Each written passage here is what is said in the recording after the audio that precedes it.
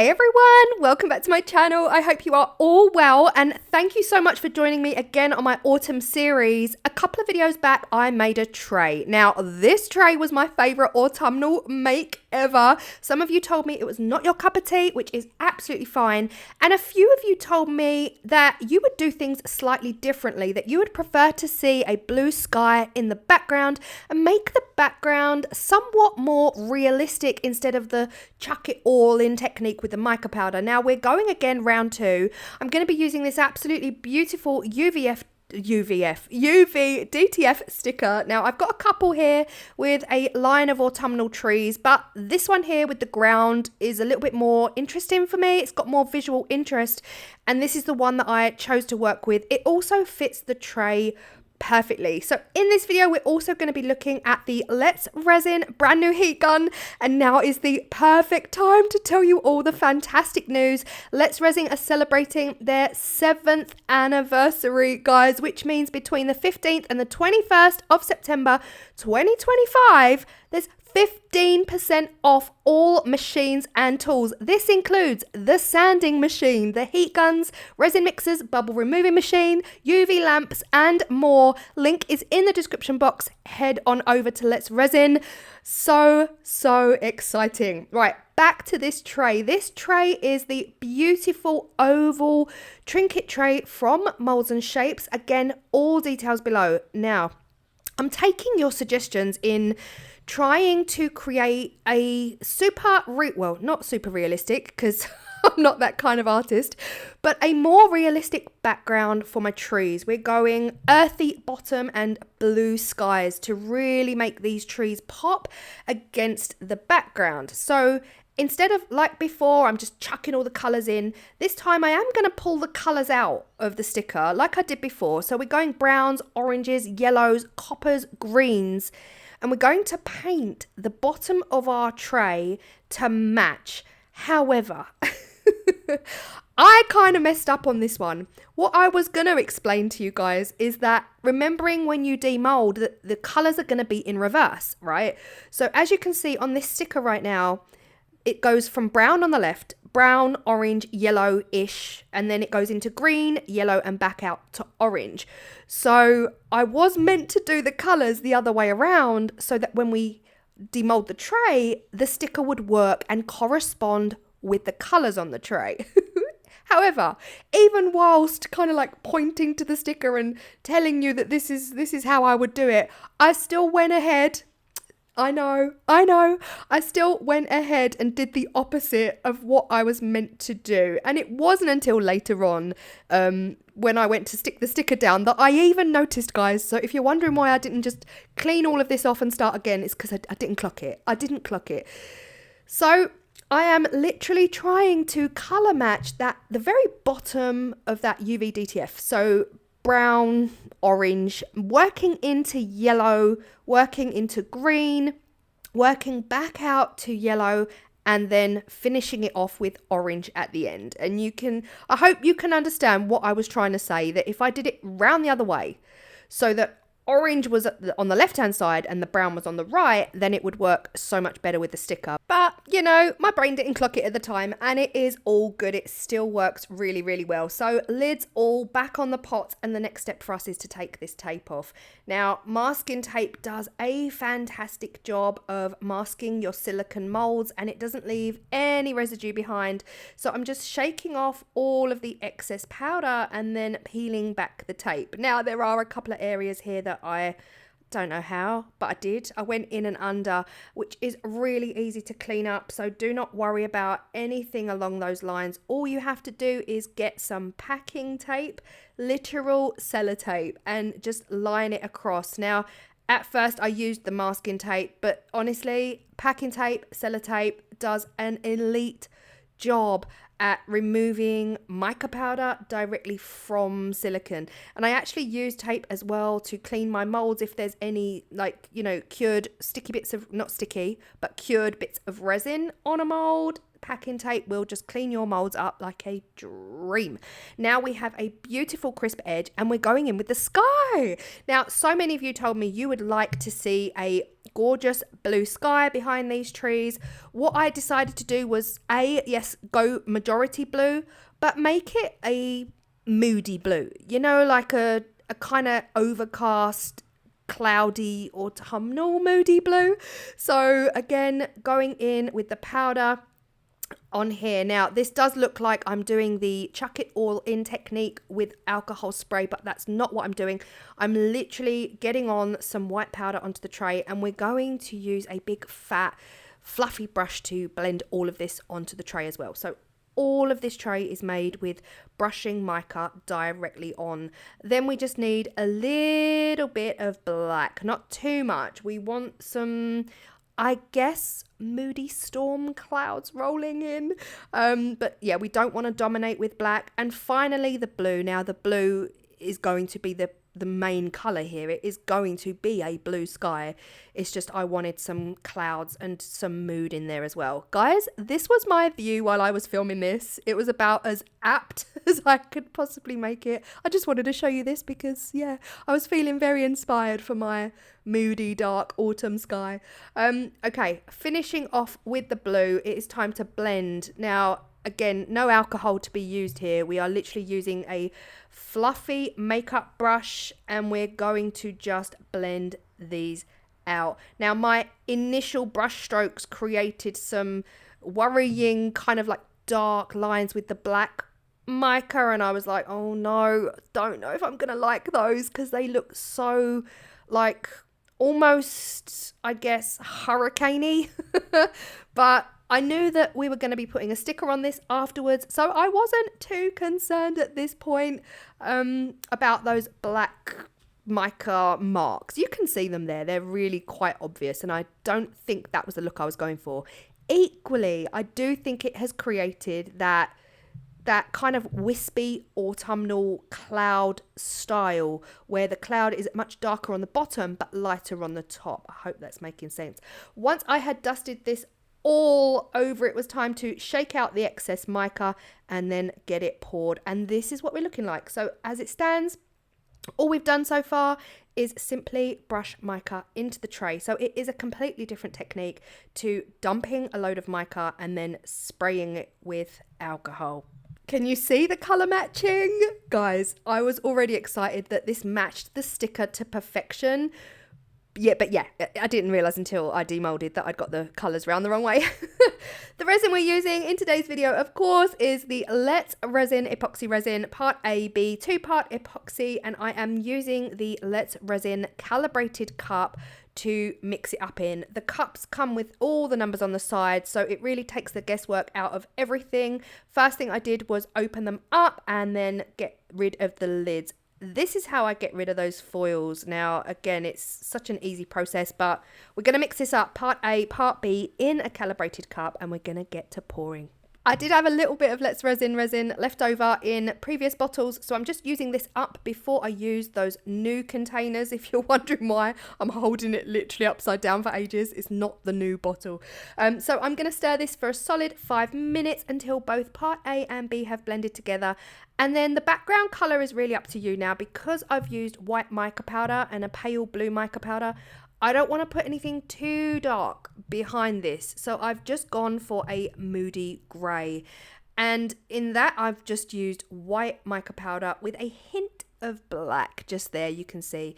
And once I've mixed this all together, it does give the most beautiful moody grey sky kind of colour. Equally, we're not going to see this because we've dusted the tray with mica, but this will be the background. So if you are worried about the underbelly of your pieces, then do think about what colour you're putting in and whether you want that to be pretty as well, which I did. So here we are. I did add a little bit more white and a little bit more black just to make it more of an opaque colour. It was a bit too transparent for me. And then we pour. Now, before we pour, we have to take a look at this heat gun, guys. This is the Let's Resin 3-pin plug heat gun, which was so exciting for me. It's so nice to be able to get a tool that you can use immediately without needing a plug adapter. Equally, travel adapters are really easy to come by. Now, the best thing about this heat gun is these. These are silicone cups to actually protect the top of your heat gun that comes into close contact. Ideally, you don't touch the resin with your heat gun, but if you did touch the resin with your heat gun, these silicone cups are there to protect it. Now, the heat gun itself is a 2-speed heat gun. It comes with a full user manual for it. And guys, let me just show you. These cups are so cute. At first, I opened it and I was like, what are they? And then I realized, obviously, they are silicone protectors for the tops of your heat gun. Now, let me show you why this matters. You might be thinking, but Claire, we don't dip our heat guns in resin. Yeah, I know that, but this is what my 6-year-old heat gun looks like. It's not intentional. I don't go out of my way to touch the resin with my heat gun. But after 6 years of solid crafting with epoxy resin, this is what it's looking like. And these gorgeous silicone cups are going to protect this beautiful chunky new heat gun from ever looking like that. And of course, they will be cleanable. You can simply peel off any resin that does get on them. Now, again, it's got 2 speeds. So for this purpose, I'm really only using speed number 1. I already knew I didn't have enough resin made up, so I do end up making a little bit more of a batch, but this is what it's looking like on level 1. It's a really lovely, subtle heat. It's not too strong. It's just enough to create some movement in your resin. And again, this will be perfect for ocean waves. Now, Let's Resin also sent me some of their ocean pigment in white, which I cannot wait to use. And sadly, I didn't even really do any oceans this year, but this is level number 1. Now, I do make up a little bit more epoxy resin. And again, it really didn't matter, if I matched the color or anything. So I made it slightly darker, slightly moodier. And I'm just putting it at the bottom of the tray where the darker mica powders are. Now, I'm then going to crank my heat gun up to level 2 and you will see the difference. So again, this is level 1. This is a beautiful, subtle, soft heat that's just going to do enough to get rid of any bubbles and move your resin into any nooks and crannies. This is level 2. This is the blending speed. This is absolutely perfect if you had lots of different color resins on a flat piece of artwork and you wanted them to blend together. Or again, like I said, this is your ocean speed. This is the speed that you would really want for your ocean waves to get them to fly out across your canvas. But yeah, speed 1 and 2, and yet they're both controllable speeds. They're not too wild. So really, really happy with that. This is 24 hours later and time to demold. The details for the heat gun will be in the description box below, alongside that 15% off 7th anniversary sale, which is super exciting. This is what we're looking like. Now, here's the thing. It does give dark, moody, autumnal grey skies, but I didn't really like the way the black mica had turned out. And luckily for me, it was all going to get covered up anyway with the UV DTF sticker. Now, you can kind of see here where I messed up the colours. It was at this moment I was like, oh, I did the colours around the wrong way.